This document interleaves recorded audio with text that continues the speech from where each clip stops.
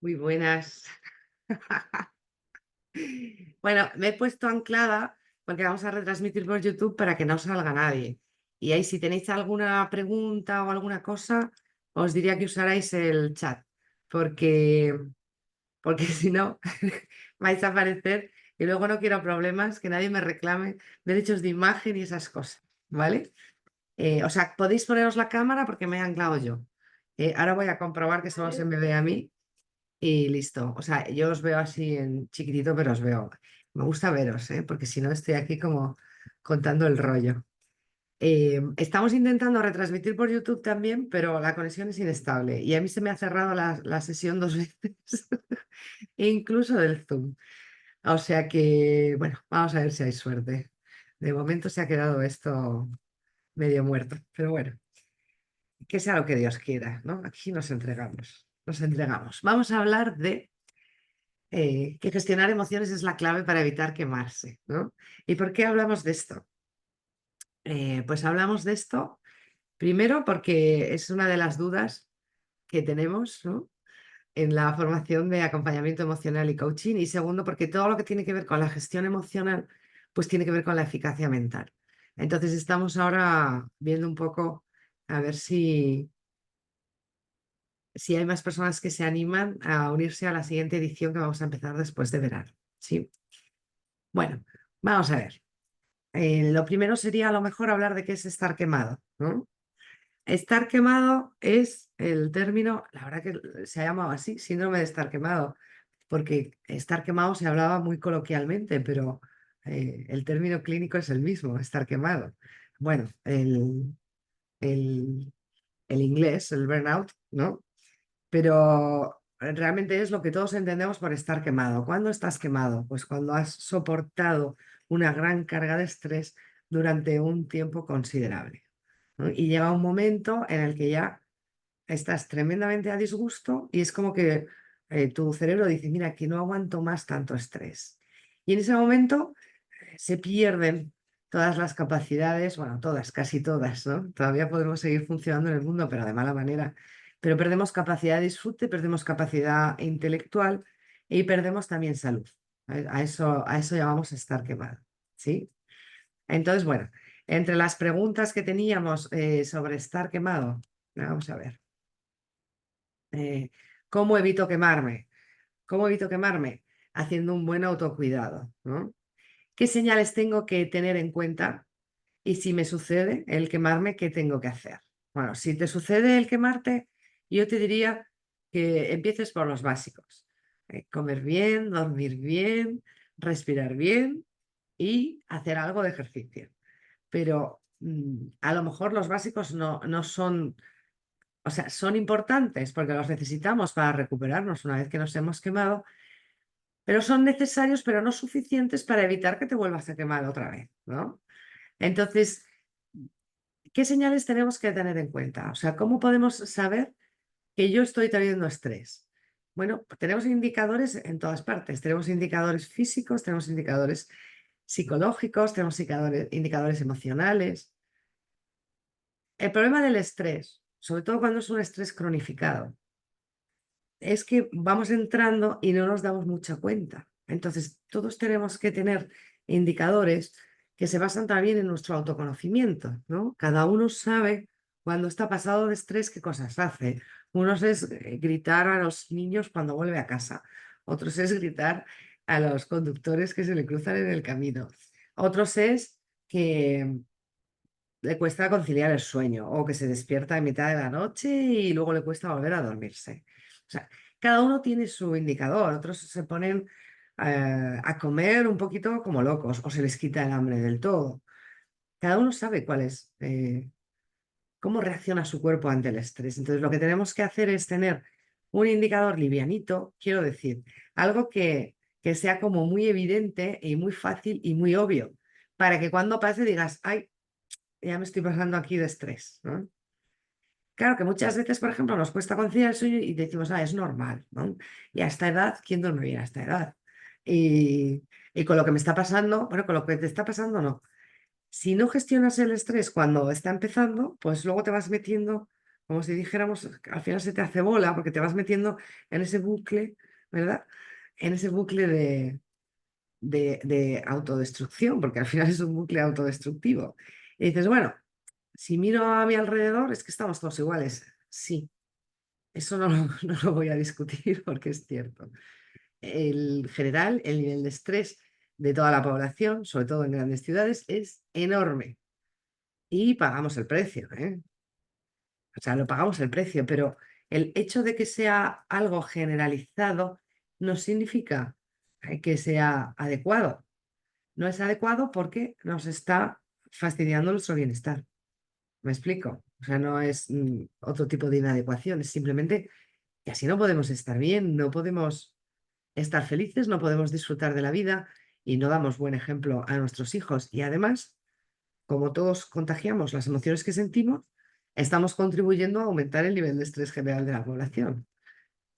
Es verdad que en los últimos tiempos es como que se ha normalizado que la gente tome algo para dormir, que todo el mundo tenga algún trastorno de ansiedad, de un orden o de otro, pero que sea común, que sea habitual en la sociedad en la que vivimos, en esta época en la que vivimos, no quiere decir que esté bien, es tremendamente insano. ¿M? Es tremendamente insano y bueno, pues por eso abrimos. Por eso abrimos directos como este, para intentar sensibilizarnos un poco y tener en cuenta que está en nuestra mano, depende de nosotros.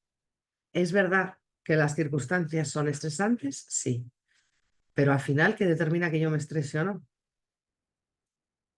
Mi nivel de confianza, ¿no? Ahí está la clave, luego lo hablamos. Entonces, ¿cuándo nos quemamos? Cuando soportamos un nivel de estrés durante un periodo de tiempo largo hasta el punto que se cronifica y llega un momento en que ya no podemos más.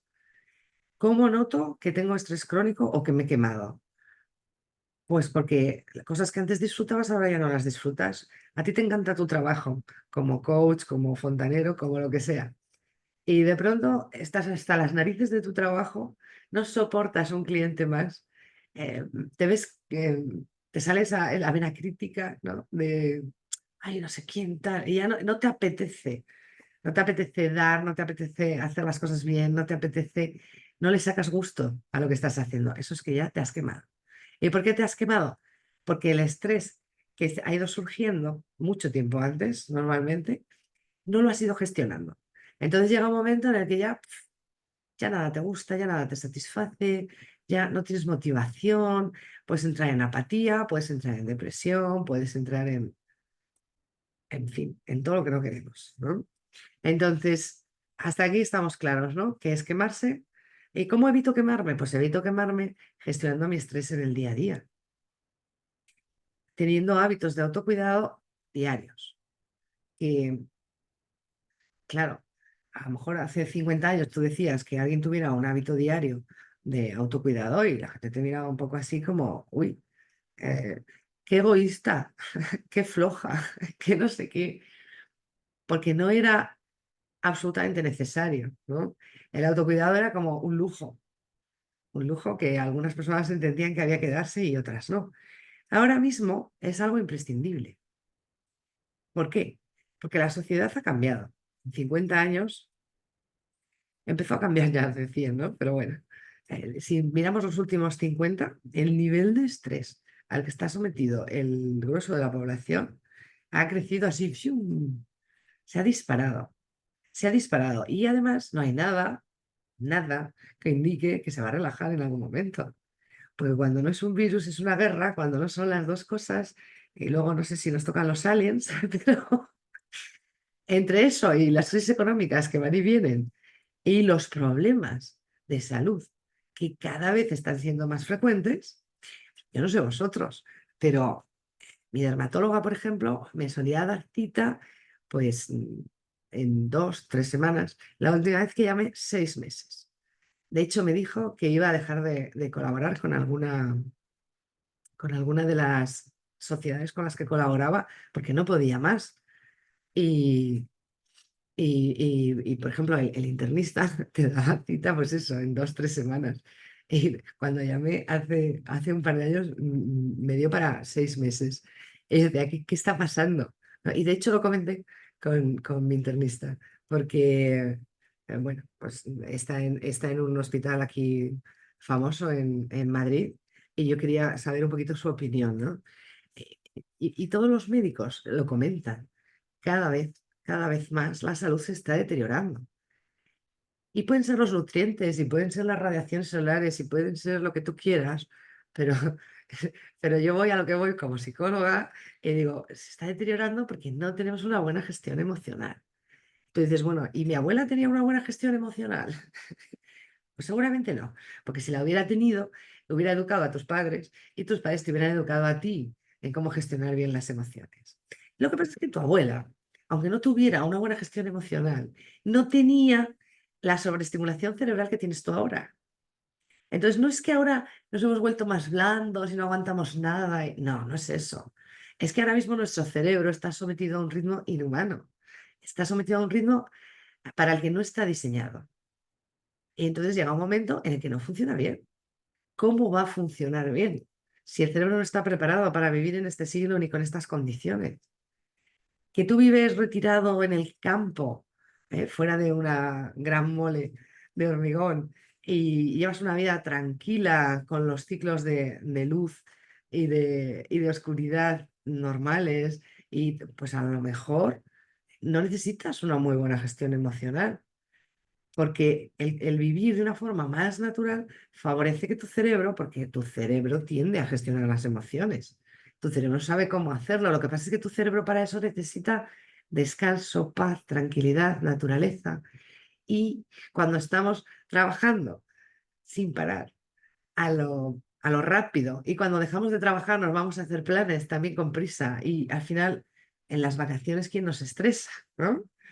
Pues, ¿qué ocurre? Que el cerebro no tiene descanso, el cerebro no tiene periodos de descanso. Antes tenían momentos de estrés, claro que sí. Nuestros abuelos tenían momentos de estrés, pero luego tenían momentos de calma. Y por las noches se miraba el fuego o se jugaba a las cartas y se relajaba la mente. Ahora no. Ahora por la noche te metes una película, si encima es de tiros, o, o de suspense, o de miedo, ya ni te explico. Pero es de acción, es que te pone adrenalina en el cuerpo a una hora en la que tú deberías estar tranquilo. Antes se charlaba más. Estamos muy interconectados, ¿no? Con todas las redes y todo lo que tú quieras, pero no se charla con conexiones así profundas. Entonces, no es que seamos blandos, que también me sienta bastante mal cuando lo dicen, yo no me considero nada blanda. Es que nuestro cerebro no está hecho para vivir como estamos viviendo. Entonces, si tu abuela no tenía buena gestión emocional, pudo sobrevivir mejor que tú porque no tenía la sobreestimulación que tú tienes. Tú la tienes y la vas a seguir teniendo, porque no te vas a aislar. Y yo me imagino a mi abuela vivía en un pueblecito, bueno, era un pueblo bastante grande, ¿no? Para lo que solían ser los pueblos en España en su época. Pero había malas noticias en el pueblo, sí, pero alguna mala noticia, porque no eran tantos, ¿no? Y de vez en cuando. Sin embargo, ahora mismo nosotros ponemos el telediario y tenemos malas noticias todo el rato, a todas horas del día y de la noche. Es que no tiene nada que ver. Y no es que seamos blandos, es que el entorno que estamos viviendo es altamente estresante. No vamos a entrar en disquisiciones de a quién le interesa que el entorno sea así de estresante, ¿sí? Porque, bueno, pues, no merece la pena. No merece la pena, pero es verdad que cuando el cerebro funciona mal, porque cortocircuita con tanta sobreestimulación, es un cerebro mucho más manipulable y mucho más abierto al consumo. Porque al final intentamos cubrir los miedos con consumo, y ahí estamos. Entonces, ¿por qué es importante el autocuidado? Es evidente, ¿no? Porque en esta época, con el ritmo de vida que llevamos y la sobreestimulación cerebral que tenemos, no hay manera de tener bienestar, de ser feliz, de disfrutar de la vida si no gestionamos el estrés, ¿sí? Entonces, ¿qué tenemos que aprender? Pues tenemos que aprender cómo funciona la cabeza, o sea, a tener eficacia mental. Y tenemos que aprender a gestionar una emoción en concreto, que es la que está en el origen del estrés, que es el miedo, ¿sí? Y tenemos que tener hábitos de autocuidado diarios. Bueno, voy a ver si hay alguna duda con todo este rollo que os he soltado. Está grabando. Ah, vale, gracias. No veo el chat de YouTube. A lo mejor es que no sé si se está retransmitiendo, porque no estoy en mi sitio habitual y tengo una wifi también muy deteriorada.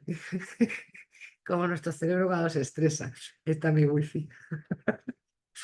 Bueno, si hay alguna pregunta, por favor, escribirla en el chat. No quiero que nadie coja micro hoy. Es más, voy a silenciaros y para que no salgáis, porque a lo mejor no sale en YouTube, pero a lo mejor sí. Entonces, si queréis cualquier cosa, me la escribís, ¿vale? Vale, entonces, eh, estamos terminando, de hecho, mañana terminamos la formación que no está grabando. Sí, no sé, aquí pone pausar de tener grabación, o sea que debe estar grabando. Mañana terminamos la formación de acompañamiento emocional y coaching. Y, y había alguna duda sobre qué hacer con los miedos, ¿no? Además, alguien enumeró un montón de miedos. Miedo a fallar al cliente, a no aportarle valor, a no saber lo suficiente. Eh, Fijaros que nosotros hablamos de la palabra miedo, pero ahí estamos hablando de lo que comúnmente llamamos inseguridades, ¿no? Miedo a no poder vivir del coaching, al rechazo, a la desaprobación, a la falta de conexión, hacer daño al cliente de forma involuntaria. Bueno, eso ya hemos dicho que con las herramientas que vemos es imposible. Al fracaso, al cambio y al éxito. Vale. Eh, la lista de miedos es bastante impresionante, ¿no? A ver, miedo tenemos todos. El que diga que no tiene miedo, pues probablemente se esté engañando o tenga ahí un punto temerario que tampoco es excesivamente útil.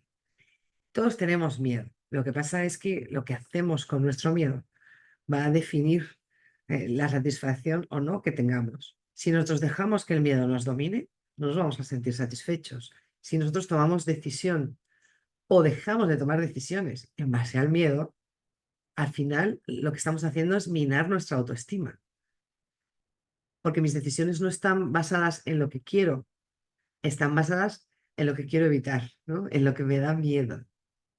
Entonces, eso deteriora mucho el autoconcepto. Así que miedo, pues bueno, vamos a tener miedo, siempre vamos a tener miedo, ¿vale? Tenemos miedo, pero la cosa es, ¿qué hacemos con el miedo? Yo no sé si todo el mundo tiene claro que el miedo es el equivalente del estrés. O sea, nosotros llamamos estrés a esta sensación de estar un poco acelerados, sobrepasados, pero en realidad la emoción de base es el miedo. No hay nada que nos estrese si no nos da miedo. Entonces, ¿cuál es el antídoto del miedo? La confianza. ¿Qué tenemos que hacer para salir del estrés y del miedo? Desarrollar la confianza. ¿Sí? ¿Y cómo podemos afrontar los miedos? Ah, hoy he puesto, sí, una infografía que mandó Armando Solarte, el creador de la psiconeuroinmunoterapia, que me gustó mucho. Voy a compartir pantalla y os la enseño. A ver. Bueno, espero que se esté viendo. Dice, venga, reconoce tus miedos. Haz una lista de lo que te asusta, sé consciente de tus miedos, es el primer paso para enfrentarlos. Eso es de sentido común. Si yo estoy estresado o estresada, tengo que ver qué cosas me están estresando para ver qué miedos hay debajo de esas cosas, ¿no? Por ejemplo, eso, el miedo a fallar, el miedo a no ser suficiente, el miedo a no tener suficiente conocimiento para hacer algo, eh, o el miedo al éxito, ¿eh? Que el éxito, tened en cuenta que cuando una persona tiene éxito, es como, primero, se suele convertir en foco de los envidiosos, ¿no? Entonces es un poco como... Y a veces, cuando tenemos miedo al éxito, preferimos no enfrentar las cosas exactamente igual que si tenemos miedo al fracaso. Exactamente igual. Es muy curioso, ¿sí? Entonces, lo primero tenemos que tener claro qué es lo que nos da miedo. Cuando nosotros sentimos estrés, tenemos que pararnos a ver qué miedos hay debajo de ese estrés, ¿no? ¿Qué es lo que me estresa? ¿A qué tengo miedo? Una vez que tengo claro el miedo, puedo hacer dos cosas: trabajar sobre el miedo o visualizar el éxito. Aquí lo llama Armando Solarte, remarca el miedo. Ve el miedo como una oportunidad para crecer en lugar de un obstáculo. Pregúntate qué puedes aprender de esa experiencia. Bueno, a ver, cuando a mí me da miedo fallar o hacer algo mal o verlo como una oportunidad de crecer, es un poco complicado. ¿M? Si puedes hacerlo, fenomenal. Si no puedes hacerlo, yo te diría que lo primero que hay que hacer, una vez que he identificado el miedo, lo siguiente que sería acogerlo, aceptarlo, aceptar que tengo miedo de fallar y tratarme de forma amable, a pesar de tener ese miedo. Porque muchas veces cuando nos damos cuenta de que tenemos, pues eso, miedo a fallar o miedo a fracasar o miedo a exponerme o miedo a qué van a decir o cualquier otra cosa, nos automachacamos. Hay un libro que nos encanta en el gimnasio emocional online, que es Ama todo lo que surja, ¿no? Pues si surge el miedo, hay que amar el miedo. Entonces hay que reconocer el miedo, aceptarlo, agradecerlo incluso, porque total, ¿tú para qué tienes miedo? Para protegerte. Ese miedo está ahí para intentar protegerte de algo. Entonces, si el miedo está ahí para protegerte, lo que no vamos a hacer es enfadarnos, ¿no? Lo que tenemos que hacer es, como mínimo, agradecerlo, agradecer el miedo que tenemos. Claro, dices, bueno, es que si agradezco el miedo, que encima me está limitando la vida y no me deja eh, desplegar todo mi potencial, ya. Pero no nos vamos a quedar ahí. Es solo el primer paso. Agradecer el miedo e identificar, este miedo le estoy teniendo porque quiere protegerme, ¿no? Y hasta ahí está bien que me quiera proteger. Pero, ¿qué pasa si yo me dejo dominar por el miedo? Entonces, algo que está aquí para protegerme se convierte en una piedra en el zapato o se convierte directamente en una cadena que me ancla al suelo y no me deja moverme, ¿no?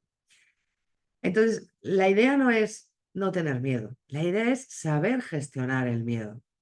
La idea no es, ay, tengo miedo al fracaso, voy a ignorarlo. No, no lo ignores, no, afronta, ¿no? Ah, mira, tengo miedo al fracaso. Bueno, gracias. Gracias por ponerme este miedo. ¿Para qué me pones este miedo? ¿Para que no me duerma en los laureles? Vale, no me voy a dormir en los laureles. Voy a hacer lo mejor que pueda. Voy a prepararme, lo mejor que pueda. O sea, voy a hacer acciones para cumplir con ese afán de protección del miedo, pero que la acción nunca sea la parálisis, ¿no? No voy a dejar que el miedo me paralice ni que determine las cosas que voy a hacer, ¿sí? Esto es muy, muy, muy importante. Y no darle cancha, o sea, no dejarte estar en ese miedo durante mucho tiempo, es solo lo justo para darte cuenta de, ay, tengo este miedo, voy a cogerlo, voy a gestionarlo, ¿sí? Entonces, la otra cosa que decía Armando Solarte es visualizar el éxito, imaginarte, enfrentarte, superar tus miedos. eh, ¿Para qué? Para aumentar la confianza. La confianza y el miedo están contrapuestas. Cuanta más confianza tengo, menos miedo tengo. Y cuanta menos confianza tengo, más miedo tengo. Entonces, si yo hago visualizaciones de éxito, si hay algo que me agobia mucho y yo visualizo que todo sale bien, que todo sale bien, o repito la frase, todo está bien, todo va a estar bien, pues lo que estoy haciendo es darle un mensaje de confianza a mi cerebro. Por eso es tan importante la confianza. Pero no pasa nada si tú dices, ay, es que yo no tengo autoestima, no tengo confianza. Bueno, pues genérala, trabájala. ¿Cómo? Por ejemplo, con visualización. Por ejemplo, con afirmaciones positivas. Repítete 500 veces al día, todo está bien. Ya verás cómo te sientes mucho más confiado. ¿Sí?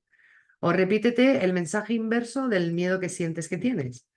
Por ejemplo, eh, el miedo al cambio. Pues dices, afronto los cambios con disfrute y alegría. y te repites esa frase 500 veces al día. Y luego me explicas dónde te queda el miedo al cambio. Lo digo en serio, ¿eh? Es que funcionan muy bien las afirmaciones. Así como con la meditación hay mucha investigación científica, con las afirmaciones todavía no, pero estoy segura de que en algún momento lo harán porque está claro que funciona, ¿no? Vale, entonces, por esto la doble vertiente, ¿no? Que señalaba Armando Solarte en la infografía, el remarcar el miedo y visualizar el éxito, saber un poco realmente a qué tienes miedo, pero sobre todo lo más importante sería, yo creo, el no identificarnos con el miedo. Esto es lo más importante, o sea, no dejes que el miedo te defina. El miedo es una parte de ti que tiene miedo, pero tú tienes muchas partes. Igual que una tiene miedo, otra tiene confianza. Lo que pasa es que ahora no le has dado el altavoz a la de la confianza, tiene el altavoz el del miedo, ¿no? Luego, Maribí de Teresa lo llama fatalito. Es mexicana y, y muy graciosa. Él lo llama fatalito. Entonces te está contando algo, dice, y entonces sale fatalito y me dice, vas a hacerlo mal, vas a no sé qué, vas a tal. Y yo me quedé con el nombre y digo, me encanta el nombre de fatalito. ¿Qué pasa? Que nos podemos identificar con fatalito, ¿no? Se nos cruza un easy por la cabeza y ¡pum! Aparece el miedo. No pasa nada. Aparece, lo reconozco, lo acepto, lo acojo, le digo, a ver, ¿de qué me quieres proteger? Y lo dejo. Bueno, lo dejo. O me voy de la mano con él, pero no me identifico con ese miedo, no me identifico con ese fatalito. Ese fatalito es solo una parte de mí. Y esto es muy importante, porque cuando nos identificamos con el miedo, entramos en bucle. Ya no vemos con claridad. El miedo y la ansiedad ciegan. Tenemos un directo grabado en el canal de YouTube sobre eso, porque es verdad, no te dejan ver, literalmente hablando. Pierdes visión periférica, psicológicamente hablando también.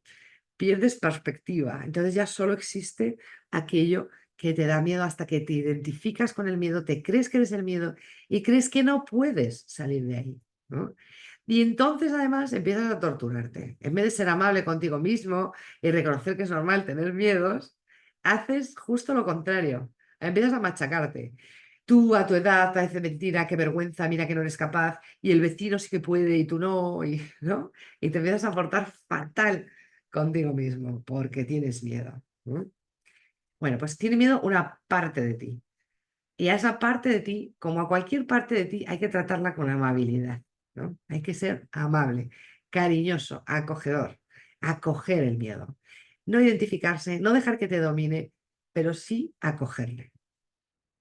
Vale, ya sé que tienes miedo, pero tenemos un montón de recursos para afrontar esta situación, ¿sí? Tened en cuenta que, hombre, no sé, a lo mejor un niño de 7 8 años, pues no ha vivido una larga vida y no es capaz de saber cuántos recursos tiene. Pero nosotros a esta edad, anda que no hemos afrontado cosas. Anda que no hemos sobrevivido a mil crisis, ¿no? Y a mil problemas en el trabajo, en la familia, con los amigos. Tenemos un montón de recursos. Lo que pasa es que cuando el miedo nos ciega, no miramos nuestros recursos. Solo miramos lo que no nos da miedo y lo peor que puede pasar y todas las consecuencias nefastas y, ¿no? Y ahí es donde dejamos que nos frene, ¿sí? Bueno, y dicho esto, yo creo que está ya la infografía. Ah, lo de cambia tu narrativa. Ah, mira, aquí dice afirmaciones positivas. Vale, desarrolla habilidades de afrontamiento. Mirad, la confianza, la gratitud. El caminar erguido, las posturas de poder, que las hemos hablado un montón de veces en los directos, ¿no? Levantar la cabeza, sonreír, forzarte a sonreír. La sonrisa sale cuando hay confianza, no cuando hay miedo, ¿no? Y también rodéate, si puedes, de personas que te apoyen, que te motiven, ¿no? Y comparte tus miedos, porque eso alivia, ¿no? Alivia el miedo. Conclusión, recuerda que superar los miedos es un proceso y cada paso que das te acerca a una vida sin limitaciones. ¿Vamos a estar libres de miedos? No, nunca. ¿Queremos estar libres de miedos? No, nunca. El miedo cumple su función biológica de protección. Si no tuviéramos miedo, siempre lo digo, si no tuviéramos miedo no hubiéramos llegado a adultos, nos hubiéramos muerto antes, ¿no? Porque no habríamos sido prudentes en muchos sentidos. Entonces, no queremos librarnos del miedo y no hay que demonizar el miedo. Es verdad que cuando sientes que el miedo te frena y lo sientes como algo enorme y difícil de gestionar, es como que dices, "Ah", y es normal, pero así no. Así no llegamos a ningún sitio. ¿Cómo llegamos a algún sitio? Reconociendo el miedo, acogiendo el miedo, tratándonos con amabilidad, viendo de qué nos quiere proteger ese miedo y buscando maneras proactivas, activas y positivas de protegernos de aquello a lo que tenemos miedo. Fomentando la confianza, trabajando la confianza, por ejemplo, mediante la visualización, las afirmaciones positivas, la postura. Si tenemos un montón de tips, lo que pasa es que luego nos surge un miedo y no nos acordamos de usarlo, pero tenemos un montón de tips para eso, ¿sí? Y si queréis más tips, me lo decís y os remito, porque hemos hablado de muchos tips en muchos directos, ¿no? Entonces, ¿por qué se nos dispara el miedo, ¿no? Se nos dispara el miedo porque nuestro cerebro viene de estar con miedo, porque venimos de ese estrés cronificado que decía. Cuando el cerebro entra en modo miedo, todo lo que ve son amenazas. Y cuando el cerebro se acostumbra a ver amenazas, busca las amenazas cuando no las hay. Y las encuentra. Las puede buscar en el futuro, ¿eh? ¿Qué cosas pueden pasar malas? Y ahí podemos imaginar todas las catástrofes del mundo mundial. O las puede buscar en el pasado, todo lo malo que me ha pasado, que tengo miedo de que se repita. Entonces el cerebro, esto también lo hemos dicho en muchos directos, se vuelve adicto a cualquier estado emocional. Si yo le acostumbro a vivir en el miedo, pues el cerebro se focaliza en buscar cosas que me den miedo y que me estresen para no salir de ese estado emocional. Porque el cerebro cree que es lo que necesitas para sobrevivir. Y entonces ahí te deja, ahí te tiene. Entonces, ¿cómo gestiono el miedo? Reconociéndolo, acogiéndolo, tratándome con una amabilidad, desarrollando la confianza, intentando visualizar situaciones de éxito, haciendo afirmaciones positivas, sonriendo. La sonrisa es confianza, ¿sí? Bueno, ¿qué podemos hacer para que no se nos dispare el miedo? Lo que podemos hacer es tener una buena higiene emocional. O sea, no tener emociones encapsuladas que nos estén condicionando una respuesta de estrés. Porque yo sé que todo el mundo tiene en mente que lo que nos estresa son las cosas que ocurren fuera. Y yo no me gusta discutir eso, pero es totalmente discutible. ¿Tú crees que a ti te estresan, pues, el no tener dinero para no sé qué, el no saber si vas a seguir en tu trabajo, el que le pasa a tu hijo no sé cuánto, que le pasa a tus padres no sé qué, que cómo está, que la política, que no sé qué? Todas esas cosas estresan, sí, pero estresan a unos más y a otros menos. Y hay gente que no le estresan casi nada. ¿Por qué? Porque no tiene dentro emociones encapsuladas, porque tiene higiene emocional, porque sabe gestionar sus emociones y no las guarda para que no le intoxiquen dentro. Entonces, al final, aunque la respuesta de estrés está asociada a estímulos externos, lo que hace que tu cerebro decida si estresarte o no tiene más que ver con tu mundo interno, en concreto con tu gestión emocional. Por eso es tan, tan, tan importante la eficacia mental y por eso es tan importante trabajar la higiene emocional de continuo. No sé si me estoy explicando bien, si no me lo decís. Eh, vale, que parecía que no se me escuchaba, digo, pues puede ser la wifi, pero parece que sí se escucha. Bueno, si no, de todas formas, como lo estamos grabando, no os preocupéis que podéis luego ver la grabación si hay algún trozo que no se ha oído bien. Estábamos diciendo eso, que determina que unas personas se estresen más de otras, su mundo emocional, su mundo interno, ¿sí? Entonces, al final, ¿qué es lo importante? Cuando queremos tener una buena gestión emocional, es importante tener la cabeza un poquito calmada, porque si yo estoy en modo supervivencia, porque estoy estresado, o sea, si a mí me está dominando el miedo, yo no me voy a parar a gestionar las emociones que me ocurren hoy, porque estoy en amenaza, ¿no? Estoy siendo amenazada. Entonces estoy a la defensiva, estoy provocándome más emociones negativas que luego a lo mejor tampoco gestiono y también estoy haciendo que mi alrededor tenga también emociones negativas porque estoy mucho más irascible cuando estoy estresado. Con lo cual, acostumbro al cerebro a estar pendiente de detectar amenazas y mi cerebro se encarga de retroalimentar el bucle. Entonces entro en esos bucles autodestructivos. ¿Cómo freno el bucle autodestructivo? Vamos ya, ya me he extendido mucho con todo lo malo, ¿no? Vamos al autocuidado. Aunque hemos hablado de esos tips que nos pueden ayudar a positivizar el cerebro, hay que, hay que cuidarse. Hay que cuidarse todos los días y hay que tener una buena higiene emocional.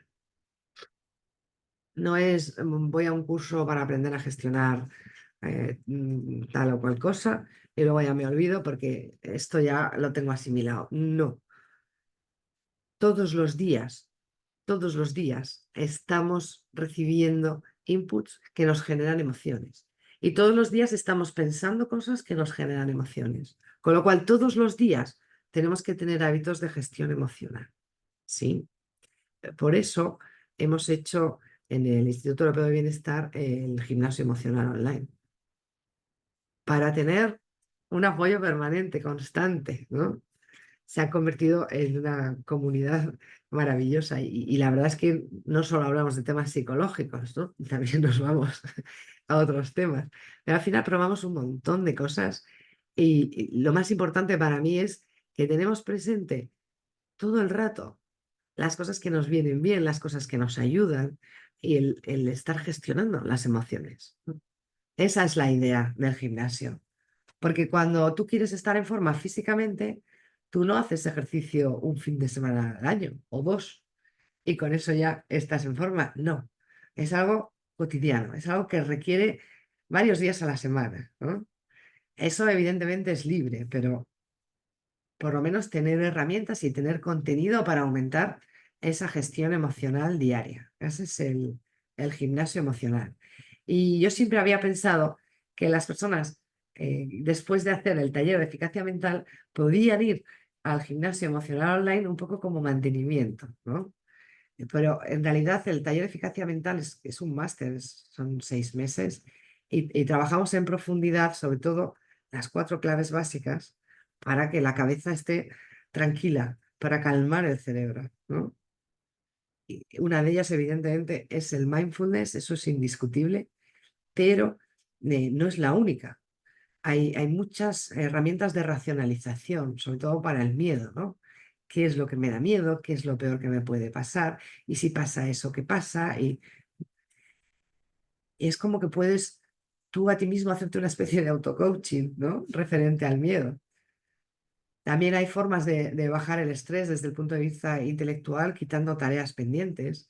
El- por cierto, voy a añadir un contenido que he visto hace poco sobre neurodecoración, que me ha gustado mucho, me ha parecido muy atinado, estoy totalmente de acuerdo con todo lo que dice, sobre cómo tener tu entorno, el entorno en el que estás, para calmarte cuando te estresas, ¿no? Y para sentirte a gusto en tu casa, en tu despacho, o sea, al final son muchas las cosas que podemos hacer, pero todas tienen que ir dirigidas a nuestro autocuidado, a fomentar nuestro bienestar y el bienestar de los que nos rodean, ¿no? Es un poco, yo creo, el, el foco, ¿no?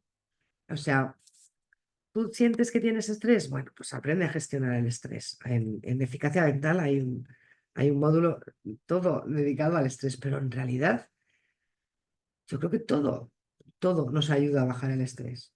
Los 7 módulos, las 7 claves de la eficacia mental, todas van por ahí, sobre todo las 4 primeras. Una de ellas es específicamente bajar el nivel de estrés, entender bien qué es el estrés, ver cómo gestionarlo.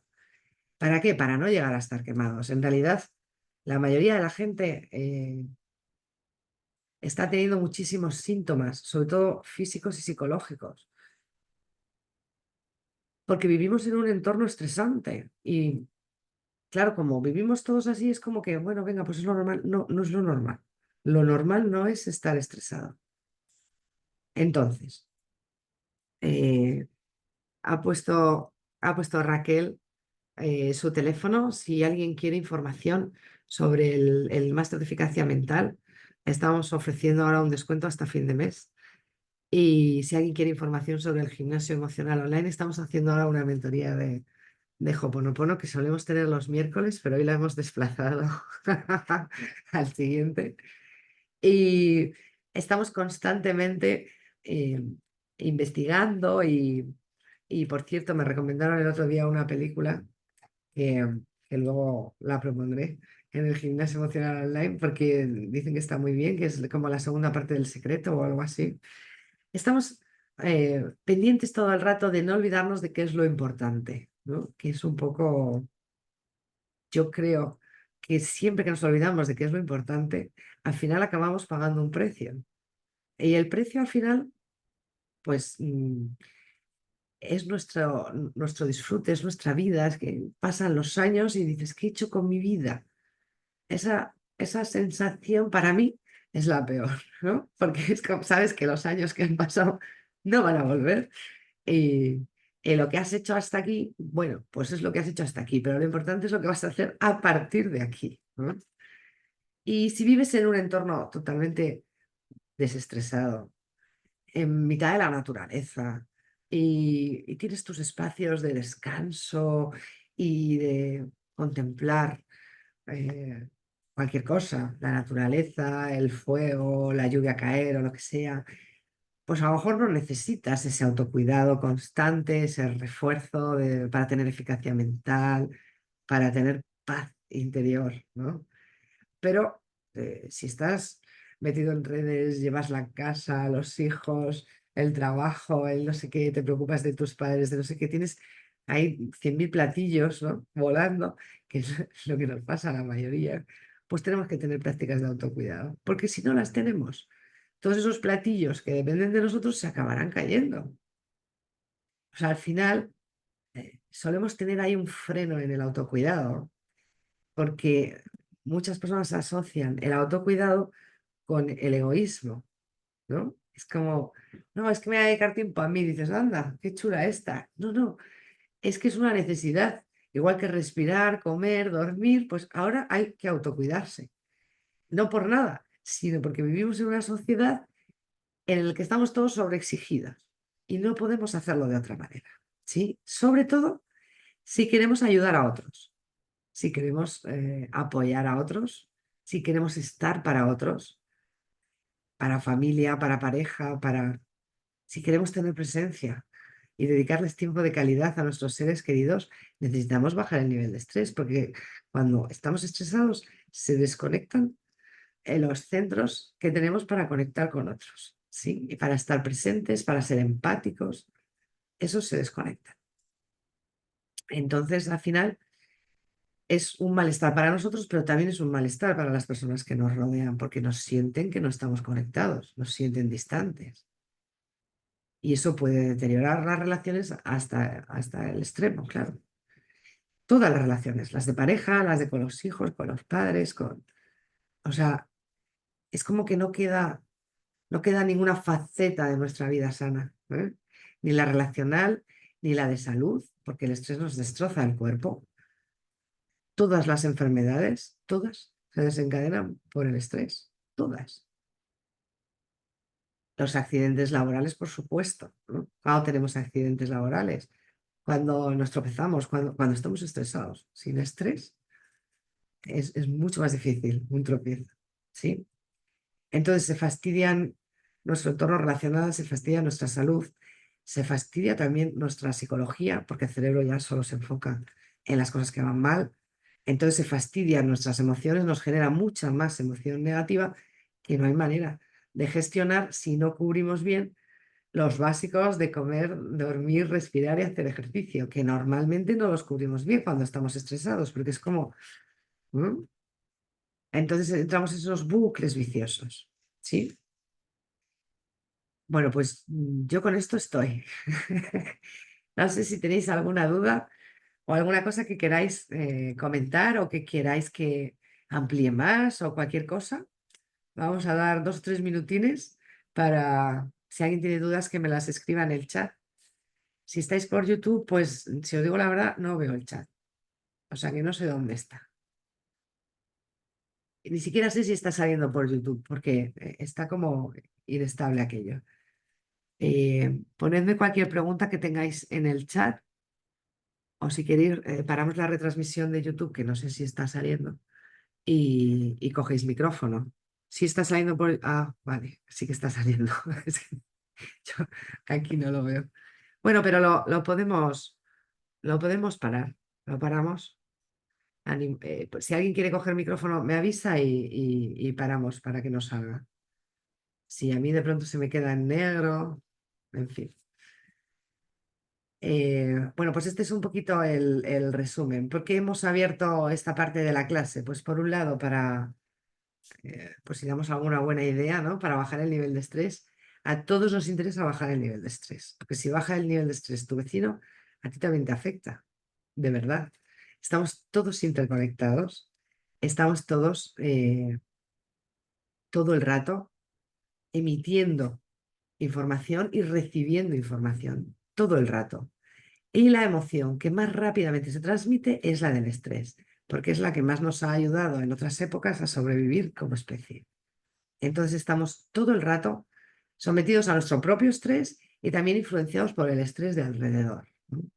Por ejemplo, en situaciones como la pandemia, cuando el confinamiento, es que el estrés se palpaba en, en la calle vacía, ¿no? Era una sensación, era impresionante. Yo espero no volver a vivir nada parecido, ¿no? Porque tuve que salir por motivos médicos y madre mía, eh, aquello era increíble. Y claro, cuanto mayor densidad de población, mayor densidad de estrés, ¿no? Porque nos estamos contagiando el estrés unos a otros. Entonces, al final, necesitamos aprender a tener esa eficacia mental, ¿no? A saber parar la mente, focalizar la mente en lo que nos interesa. Cuando yo no sé, no he entrenado mi atención, en mi cerebro está sobreestimulado, ¿en qué se enfoca el cerebro? En todo lo que va mal, en todo lo que va mal, lo que fue mal, lo que puede ir mal o lo que va mal ahora. ¿Eh? Tenemos cosas malas por todas partes, 360 grados.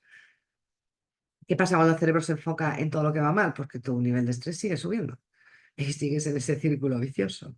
¿Y qué necesitas? Necesitas aprender a enfocar tu atención para poner atención no en las cosas que van mal. A ver, poner atención en las cosas que van mal es útil un pequeño periodo de tiempo. Sentir miedo a fallar es útil un pequeño periodo de tiempo. Luego no. Si yo estoy 24 horas al día o 18 las que esté despierto, o 16, yo qué sé, si estoy pendiente de las cosas que me dan miedo, ¿qué estoy haciendo? Generarme toda una neuroquímica de miedo, meterme en ese bucle del estrés crónico que me llevará a estar quemado y al final aquí nadie gana. No ganas tú, no ganan los de alrededor, ¿no? Entonces, ¿qué tengo que hacer? Mantener una buena higiene emocional, eficacia mental y mantener una buena higiene emocional. Esa siempre. Eficacia mental, cuando hablo de eficacia mental, a lo que me refiero es a controlar tú tu cabeza, no que tu cabeza te controle a ti, ¿no? Aprender cómo funciona la cabeza para decirle dónde tiene que fijarse, ¿no? Sobre todo la atención. Entonces, ese entrenamiento en mindfulness es reducción del estrés, es gestionar las emociones, sobre todo las desagradables, el miedo, la rabia y la tristeza, que muchas veces en vez de gestionarlas, las encapsulamos, las guardamos y nos van intoxicando física y psicológicamente. Esa es la eficacia mental. Y de esa manera poder recuperar un poquito de energía, porque nos encontramos agotados, porque tenemos toda la energía puesta en estos procesos de estrés. El estrés consume muchísima energía, porque si yo siento que estoy en amenaza, estoy en tensión. Y a lo mejor tú no te lo notas, pero estás en tensión. Y estás a lo mejor aquí charlando y tienes las piernas tensas cuando estás sentada y no necesitas ninguna tensión en las piernas, pero están tensas. Entonces gastas un montón de energía con el proceso del estrés y luego sientes que no tienes energía para las cosas que quieres hacer, ¿no? Aquí ha entrado una pregunta. ¿En qué momento es bueno usar las afirmaciones? Hay personas que indican que repetir algo que no te crees no va a funcionar. Lo sé, pero sí funciona, ¿eh? En mi experiencia funciona y funciona muy bien. Lo que pasa es que, claro, si tú lo repites 1 o 2 veces al día, pues a lo mejor es poco. Tony Robbins, por ejemplo, hace 10 minutos de lo que él llama encantamientos, que son las afirmaciones positivas. Hace 10 minutos todos los días, ¿no? Y lo hace por las mañanas. Hay un libro que también hemos comentado en algún directo, que es el de las Mañanas Milagrosas. Es buenísimo empezar el día con hábitos de autocuidado. Y Tony Robbins lo hace todos los días con su mujer. Se levantan juntos y van haciendo un poquito de estiramiento, un poquito de ejercicio, un poquito de meditación, afirmaciones que él llama encantamientos, en fin. Y, ¿cuándo es un buen momento? Yo, por ejemplo, creo que los mejores momentos para hacer afirmaciones son aquellos en los que la mente está un poquito atontada y más se van a grabar, aunque no te las creas, ¿no? ¿Y esos cuáles son? Recién levantado y justo antes de dormirte. O sea, si tú te quieres grabar el todo va bien, por ejemplo, para bajar la ansiedad, pues duérmete con todo va bien, todo va bien, todo va bien, ya se te sale la sonrisa y así te quedas dormido. Y cuando te despiertes, lo primero, todo va bien, todo va bien, todo va bien. eh, Aunque sea 1 minuto, 2, 3, 5, si puedes, lo que sea que puedas, ¿no? Yo aprovecho, por ejemplo, pues en los atascos, si estoy esperando la cola para pagar la gasolina, yo en todas partes voy repitiendo, voy cambiando de afirmaciones, también es cierto, pero funciona muy bien, ¿eh? Por ejemplo, si voy a algún médico alternativo, si tengo que estar tumbada en una camilla por algo, si me están dando un masaje, si yo aprovecho a hacer afirmaciones. Yo creo que hay que hacerlas, sobre todo si quieres cumplir lo de las 500 veces al día, más te vale hacerlo en varios momentos. Si solo lo vas a hacer un momento al día, que sea cuando te vas a dormir, cuando te vas a quedar dormido. Y yo te diría que mínimo lo hagas 2 veces al día. Una al dormirte, justo lo último, y otra al despertarte. Pero lo ideal sería tenerlo un poquito en mente y poder hacer en algún otro momento. Pues vas en el autobús, en vez de ponerte música, dices, venga, voy a hacer 10 minutos de afirmaciones positivas, ¿no? Y así, no sé. Pero bueno, cualquier momento es bueno, pero ideal para mí los momentos, pues si te echas siesta, por ejemplo, cuando te vas a quedar dormido. La siesta, los momentos en los que estamos justo antes de dormir y nada más despertarnos, son los momentos en los que el cerebro es más sugestionable. Entonces, para mí son mucho más efectivos, pero eh, además de buscar momentos sugestionables, hay que buscar la cantidad de veces que repites la afirmación, ¿no? A ver si consigues las 500, luego nos cuentas. Síntomas del cerebro quemado. A ver, cuando el cerebro está quemado, la respuesta de estrés es una respuesta que tiene el cuerpo para afrontar amenazas, ¿no? Entonces, cuando tu cerebro dice, ay, esto es una amenaza, lo que hace es potenciar todos tus recursos físicos, musculoesqueléticos y intelectuales. O sea, lleva muchísima cantidad de, de oxígeno y nutrientes a tu cerebro y a tus músculos, porque la respuesta que tenemos de estrés es la respuesta que teníamos en las cavernas. Nuestro cerebro y nuestro sistema neuroendocrino no ha cambiado en miles de años. Entonces, las amenazas que tenían requerían una reacción física, requerían una pelea o una huida de un depredador o salir corriendo porque se había incendiado algo. O... Entonces, eh, lo primero que hace el estrés es potenciar tu capacidad intelectual y tu capacidad física, muscular, tu resistencia y tu fuerza, ¿sí?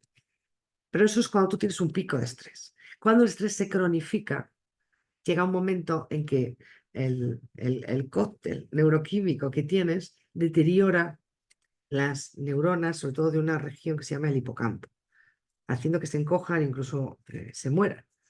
Y en ese momento es cuando sientes que estás a medio gas. A veces estás menos de a medio gas, ¿eh? A veces estás usando un 5% de tu capacidad habitual, pero a veces con ese 5% es suficiente para manejarte en la vida, ¿no? Pero bueno, los síntomas del cerebro quemado es ese. Me cuesta tomar decisiones, me cuesta conciliar el sueño, me cuesta concentrarme, em, me cuesta conectar con otras personas, me cuesta tener empatía, me molesta todo, estoy como irritable, ¿no? Como... Y notas, si te acuerdas, porque a veces como vamos poco a poco entrando en ese estrés crónico, pues no somos tan conscientes de cómo vamos perdiendo nuestras capacidades intelectuales. Pero notas que esto ya no es lo que era y dices: "Ah, esto es la edad". No, no es la edad, es el estrés. Es el estrés. Es el estrés y es recuperable. Cuando tú descansas, tu cerebro vuelve a su ser. Lo que pasa es que tienes que descansar y no vale descansar una noche, ¿eh? Hay que descansar unos cuantos días para que se regeneren las neuronas, porque seguimos fabricando neuronas nuevas, ¿sí? Entonces ese es el cerebro quemado. Está como torpe, ¿no? Sobre todo eso, le cuesta concentrarse, le cuesta tomar decisiones. Es como que todo te cuesta mucho, todo es muy difícil, ¿no? A nivel intelectual. Y, y pues se te olvidan las cosas, no sabes dónde has puesto las llaves. Mira, es como si empezaras con Alzheimer. O sea, la sensación es un poco la misma. Quedas con alguien, no te acuerdas, sé que se me olvida algo y no sé qué era, dónde he dejado las llaves, dónde he dejado los zapatos, dónde he dejado no sé qué. Es ese tipo de... Así es el cerebro quemado. Pero se recupera. Me duele el cuerpo, tengo olvidos, estoy a la defensiva, contesto, no puedo callar. Eso es. Eso es. Ay, lo has descrito fenomenal. Dolores de cuerpo, vamos a ver, el estrés, claro, cuando tenemos potencia en los músculos, pues nos genera contracturas, pero es que además nos genera todo tipo de problemas, la psoriasis, la caspa, el bruxismo, las úlceras de estómago, la- el colon irritable, la colitis ulcerosa, las alergias, y todos son síntomas de estrés crónico, ¿sí? ¿Cómo se cura? Estoy muy agresiva, ¿puede ser burnout? Sí.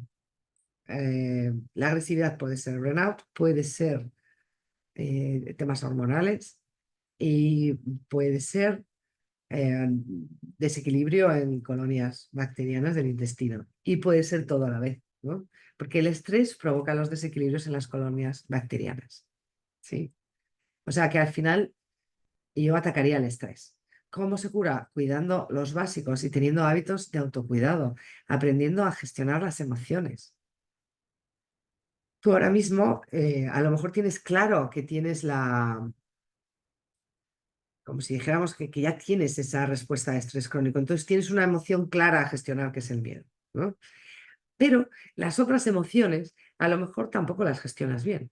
Lo que pasa es que en este momento la que te está dominando es el miedo y la rabia, ¿no? Porque si estás muy agresiva es que ya estamos aquí entre miedo y rabia, pero a lo mejor tienes tristeza dentro que no has sabido gestionar y la tienes ahí encapsulada. Por eso es tan importante aprender a gestionar las emociones. O sea, el primer paso sería, vamos a lo básico, come bien, duerme bien, respira bien, haz ejercicio. Cuando ya tengas eso, entrénate para tener eficacia mental. Recupera energía, gestiona el estrés, aprende a gestionar todas las emociones, no solo el miedo, pero especial énfasis en gestionar el estrés y entrenar tu atención, entrenar la atención plena, la conciencia plena en el momento presente.